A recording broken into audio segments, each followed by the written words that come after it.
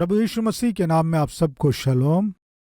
आइए आज हम परमेश्वर के वचन में से देखेंगे। आज मुख्य रूप से मूसा के द्वारा की गई प्रार्थना को आपके सामने लाना है। आशा कर रहा हूँ भजन 90 जो प्रार्थना का भजन है, प्रभु का दास मूसा के द्वारा की गई प्रार्थना है। प्रियो, सामान्यतः प्रार्थना कहने से हम क्या समझते हैं कि परमेश्वर की उपस्थिति में हमारे कष्टों को बताना, ये हमारी सोच है। लेकिन प्रार्थना जो है केवल मांगना ही नहीं है, केवल विनती करना नहीं है। प्रार्थना यानी जीविते परमेश्वर से वार्तालाप करना है। आप जिनसे बहुत प्रेम करते हैं, माँ हो या पिता हो या कोई मित्र हो या सहेली हो, भाई हो या बहन हो या रिश्तेदार हो, आपसे बहुत प्रेम करने वाले होने से आप क्या करेंगे? आपके कष्टों को मन खोलकर बताएंगे। इस संसार में आपसे बहुत प्रेम करने वाला कौन है, बताइए? सारा संसार आपको गलत समझे, लेकिन आपको समझने वाला कोई है कहने से वो केवल प्रभु यीशु मसीह ही हैं। इसीलिए जो हमें बहुत अच्छी रीति से समझता है, उस प्रभु की उपस्थिति में आने से केवल उनसे मांगना ही प्रार्थना है, इस सोच से हमें बाहर निकलना है। मैं फिर से कह रहा हूं, प्रार्थना यानी मन खोलकर जो हमसे जान से भी अधिक प्रेम किया उस परमेश्वर से बात करना है। कुछ लोग भोजन करते समय भी क्या कहते हैं? आइए प्रार्थना करें। भोजन करते समय वास्तव में हम प्रार्थना करते हैं या धन्यवाद देते हैं? बताइए। भोजन करते समय भोजन के पहले हमें परमेश्वर को धन्यवाद देना है या वहां भी प्रार्थना करना है? वो प्रभु को धन्यवाद देने का समय है। इसलिए प्रिय भाइयों और बहनों, आप भोजन करने से पहले आइए आंखें बंद करे प्रार्थना करेंगे, नहीं कहना प्रभु का धन्यवाद करेंगे। आंखें बंद कीजिए, ये हमें कहना है। और कुछ लोग आइए सब आंखें बंद करके प्रार्थना करेंगे, कहते हैं प्रार्थना क्या है करेंगे। क्या हम अपने आप से प्रार्थना करेंगे? हमें क्या कहना है? आइए हम परमेश्वर से प्रार्थना करें। अपने आप से करेंगे ये सही पद नहीं है। अपने आप से करना नहीं है, परमेश्वर से करना है, प्रभु से प्रार्थना करना है। हम प्रभु से बात करते हैं। बात करेंगे कहने से हम अपने आप में बात करेंगे, प्रार्थना करेंगे कहने से अपने आप में करना। लेकिन प्रार्थना जो है हमारा परमेश्वर से बात करना है। सामान्यतः कोई हमें सिखा दिया, उसे ही हम करते जा रहे हैं। लेकिन वचन को वचन के रूप में यदि हम समझते हैं तो हम प्रार्थना करें या प्रभु की उपस्थिति में आकर हमारी आत्मिकता को हम प्रकट करें। हमें से हरेक को अर्थपूर्ण बातें करना है जो समझ में आ सके, ऐसे होना है। कुछ लोग प्रार्थना करना है तो पहले 10 मिनट तक स्तुति धन्यवाद करते करते जाना है, नहीं तो प्रार्थना स्टार्ट नहीं होगी। ये भी सही तरीका नहीं है। हम स्तुति करें, अच्छी बात है, धन्यवाद दें, अच्छी बात है, लेकिन आप किस लिए स्तुति धन्यवाद कर रहे हैं, इसे प्रकट करना है। परमेश्वर के दिए गए स्वास्थ्य के लिए आप स्तुति कर रहे हैं क्या? तो फिर प्रभु आपके दिए गए स्वास्थ्य के लिए हम आपका धन्यवाद करते हैं। स्तुति प्रभु, इस तरह कहना अच्छी बात है। प्रभु आपको पढ़ाई में सफलता दिया क्या? प्रभु आपके दिए गए सफलता के लिए आपका धन्यवाद पिता, इस तरह कहना अच्छी बात है। प्रभु आपको प्रमोशन दिया क्या? प्रभु आपने जो प्रमोशन मुझे दिया है उसके लिए मैं आपका धन्यवाद करता हूं। यानी जब आप परमेश्वर को धन्यवाद देते हैं या आप स्तुति करते हैं, उसके लिए निश्चय आप अपने जीवन में किस लिए प्रभु की स्तुति कर रहे हैं बताना है। लेकिन कुछ लोग हमें सिखा दिए हैं केवल स्तुति स्तुति स्तुति स्तुति स्तुति स्तुति स्तुति स्तुति, इस तरह कहते कहते जाते हैं। इस तरह कहने वालों को गलत नहीं कह रहा हूं। हमारे कलवरी टेम्पल में वचन के अनुसार और समझ में आए और आत्मिक हम जो भी करें होना है, ये परमेश्वर चाहते हैं। मान लीजिए आप मुझे पेन दिए, पेन देने के लिए थैंक्स जी, इस तरह कहूंगा। यस, आप भोजन दिए, समझो बहुत स्वादिष्ट भोजन दिए, थैंक्स जी, कहूंगा। ऐसे ना होकर मैं आपके पास आकर थैंक यू जी। आप अचंभित होकर देखेंगे, ऐसे क्यों देख रहे हैं? थैंक यू, ये क्यों थैंक यू कह रहा है मुझे? थैंक यू जी। भाई आप क्यों मुझे थैंक यू कह रहे हैं? बताओगे तो खुशी होगी। पिछले सप्ताह आप मुझे आर्थिक रूप से सहायता किए ना, तो इस बात को कहना चाहिए ना, आपने सहायता किया इसलिए थैंक यू, इस तरह कहना चाहिए ना। समझ में आ रहा है? जब हम परमेश्वर को धन्यवाद देते हैं या स्तुति करते हैं, किस लिए हम धन्यवाद दे रहे हैं, किस लिए हम स्तुति कर रहे हैं? पूरे हृदय से उसे स्मरण करते हुए प्रभु को धन्यवाद देना, स्तुति करना अच्छी बात है। इसलिए जब भी हम प्रभु की उपस्थिति में आते हैं, रीति रिवाज के अनुसार जो लोगों ने हमें सिखाया है, जो सिखाया है उन्हें कॉपी करना, ये अच्छी बात नहीं है। आत्मिकता जो है, हम प्रभु की उपस्थिति में, प्रभु की उपस्थिति को जब हम अनुभव करते रहते हैं, परमेश्वर जो हमें देता है, उस परमेश्वर के आत्मिक गुणों को हम जब अपने जीवन से दिखाते हैं, यही सच्ची आत्मिकता है। प्रिय भाइयों बहनों, मसीह के पीछे चलने के लिए ही हम मसीही कहलाए गए हैं, लेकिन मसीहों के पीछे चलने के लिए बिल्कुल नहीं। प्रिय, असली और सही मसीही कौन है जानते हैं? जो मसीह का अनुकरण करते हैं। हमें मसीह का अनुकरण करना है। इसी उद्देश्य से प्रभु हमारे लिए अपने आदर्श को दिए हैं। ये बाइबल बताती है। पहला पतरस 2 अध्याय 21वें वचन को पढ़ रहा हूं। और तुम इसी के लिए बुलाए भी गए हो, क्योंकि मसीह भी तुम्हारे लिए दुख उठाकर तुम्हें एक आदर्श दे गया है कि तुम भी उसके पद चिन्हों पर चलो। हमें किसके पद चिन्हों पर चलना है? हमारा आदर्श कौन है? एक और बार आपको याद दिला रहा हूं, कृपया सतीश कुमार का अनुकरण ना करें। सतीश कुमार एक अच्छा आदर्श नहीं है। सेवक हो सकते हैं, विश्वासी हो सकते हैं। हमें किसी और पास्टर का या किसी और सेवक का या किसी और विश्वासी का अनुकरण नहीं करना है। हम सभी को प्रभु यीशु मसीह का अनुकरण करना है, क्योंकि प्रभु में कोई भी दोष नहीं है। यदि हम अगले वचन को देखेंगे तो मसीह भी तुम्हारे लिए दुख उठाकर तुम्हें एक आदर्श दे गया है कि तुम भी उसके पद चिन्हों पर चलो। ना तो उसने पाप किया और ना उसके मुंह से छल की बात निकली। यस, ये अच्छा उदाहरण है।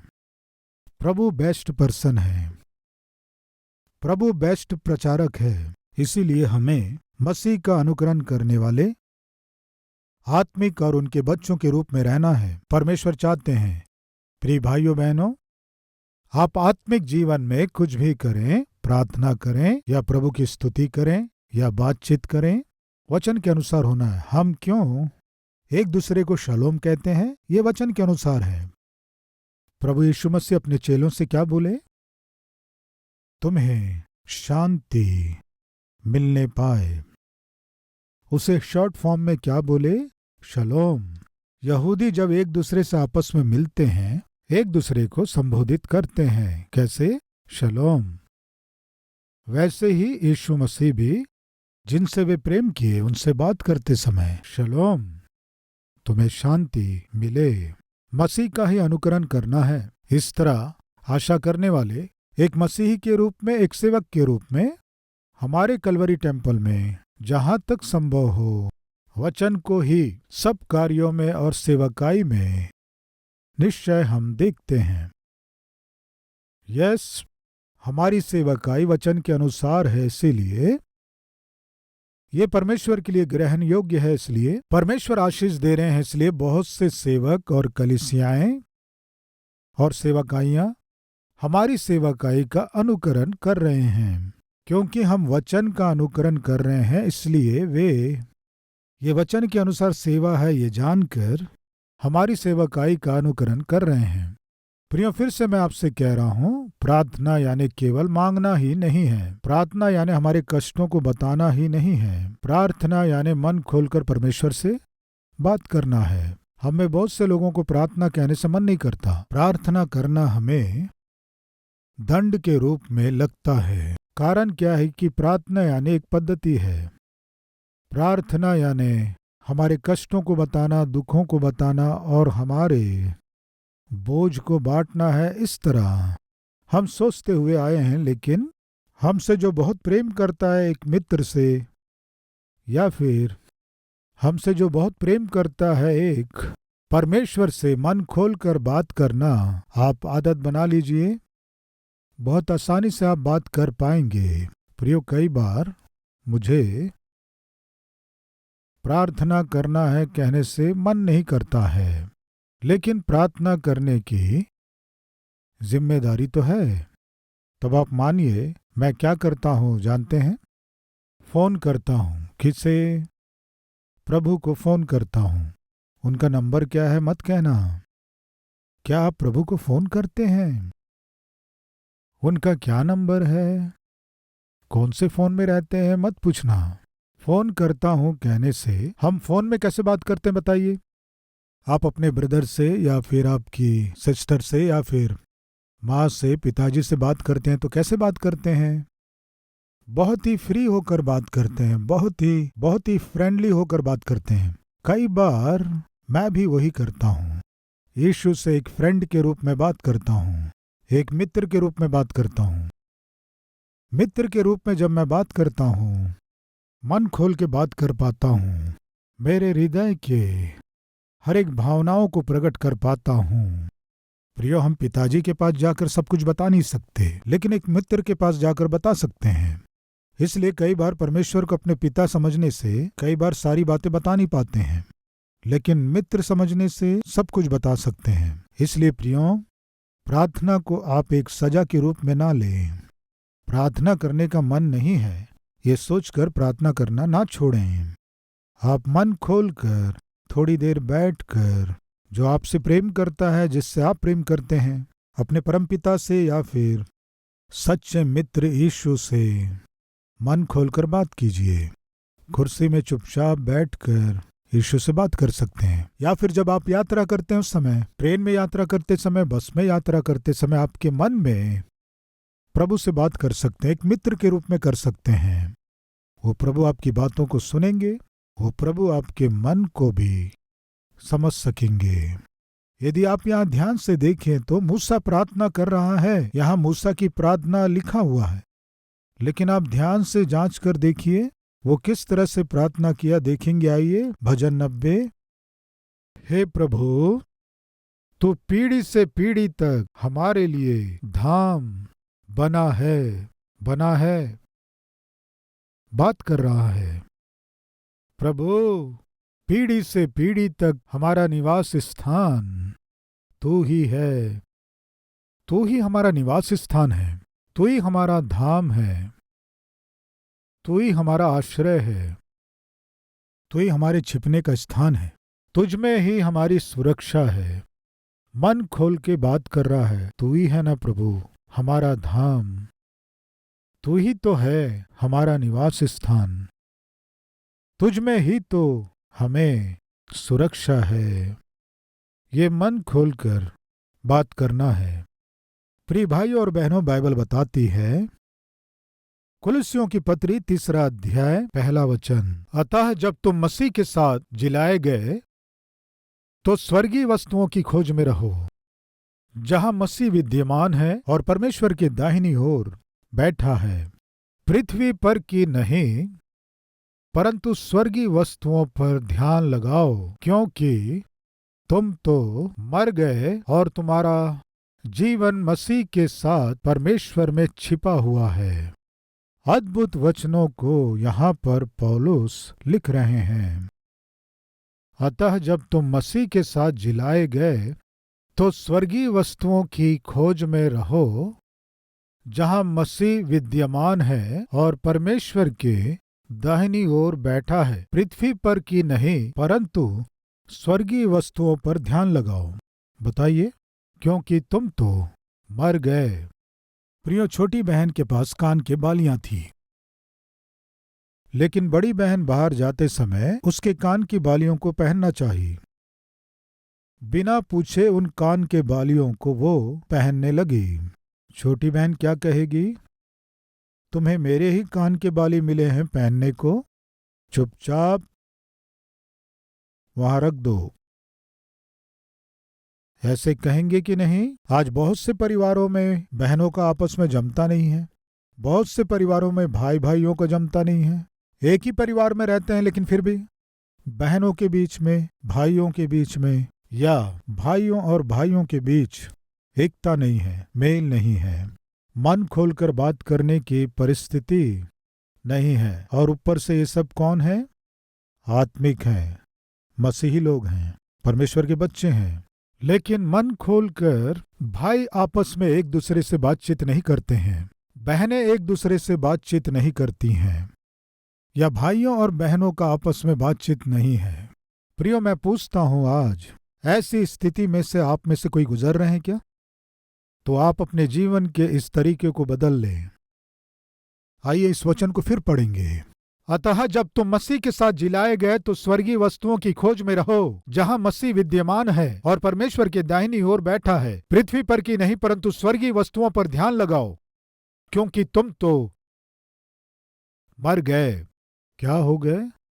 तुम तो मर गए, मर गए। मरी हुई लाश के ऊपर से आप कुछ भी निकाल लें, उसे कोई असर नहीं होगा। उस मरे हुए व्यक्ति की संपत्ति को आप ले लीजिए, उठकर अरे उस 2 एकड़ खेत को लेने की कोशिश मत करना। कहेगा क्या? बताइए।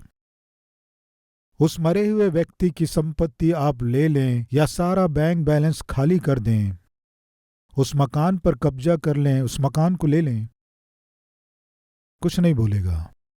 क्यों जानते हैं? मैं इस संसार से संबंधित नहीं हूं, मैं मर गया हूं, मैं स्वर्ग में निवास कर रहा हूं। बाइबल क्या कह रही है जानते हैं? तुम्हारा जीवन परमेश्वर में छिपा हुआ है। हमारा जीवन कहाँ छिपा हुआ है? परमेश्वर में छिपा हुआ है।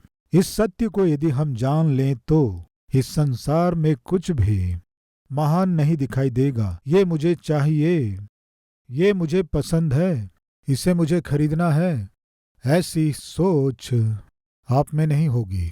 जब हमारे जीवन में ये संसार अनंत काल का नहीं है, अनंत काल तक रहने वाला स्वर्ग है, जब इस बात को जान लेंगे, इस संसार से संबंधित कुछ भी आपके जीवन में मुख्य स्थान नहीं बनाएंगे, कुछ भी आपके लिए मुख्य नहीं होगा। मूसा कह रहा है, प्रभु पीढ़ी से पीढ़ी तक हमारा धाम तू ही है। कौन है हमारा धाम? बताइए। कहाँ है हमारा जीवन? बताइए। पीढ़ी से पीढ़ी तक हमारे जीवन को परमेश्वर ने क्या किया? अपने धाम में छिपा रखा है। इसलिए बाइबल बताती है, यदि तुम मसीह में जिलाए गए हो तो तुम्हारा जीवन परमेश्वर में छिपा है। वही परमेश्वर का राज्य, परमेश्वर का नगर, सियोन का नगर, पीढ़ी पीढ़ी तक हमारा निवास स्थान है। बताइए, स्वर्ग में आप में से कितने लोगों का निवास स्थान है? हाथ दिखाएंगे, प्रार्थना करेंगे।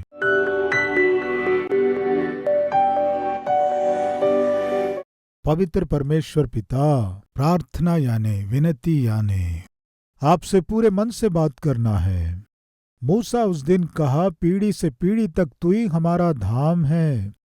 इस तरह वो कह पाया, इसका कारण है आपसे उसका लिपटा हुआ जीवन, अनंत काल के लिए आपसे लिपटा हुआ जीवन। उसका महत्व क्या है वो जानता है। इसलिए पिता, ये संसार हमारे लिए अनंत काल का नहीं है, ये पृथ्वी भी हमारे लिए अनंत काल के लिए नहीं है। आपका धाम अनंत काल का है। तू ही पीढ़ी से पीढ़ी तक हमारा धाम है। इस तरह कह पाया। पिता, मन खोलकर आपसे बात कर सकें ऐसा मन हमें दीजिए। एक पिता के रूप में, एक भाई के रूप में, एक मित्र के रूप में। पिता, निरंतर हम आपसे बात कर सकें ऐसा मन दीजिए। और वैसे ही हमारे जीवन में जितने कम इच्छाएं और आवश्यकताएं हम में होंगी, उतनी शांति से हम जी पाएंगे। हर एक लालच को हमारे जीवन से दूर कीजिए। आंखों से देख लेना मन की चंचलता से उत्तम है, जो है उसे अनुभव करना उत्तम है, ये सत्य है पिता। मन की चंचलताएं हमें नहीं चाहिए पिता, जो है उसी में हमें संतुष्ट कीजिए।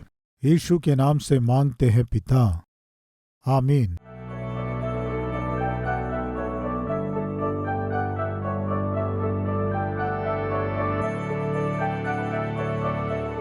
Address Calvary, Post Box number 30, Kukatpalli, Hyderabad 72.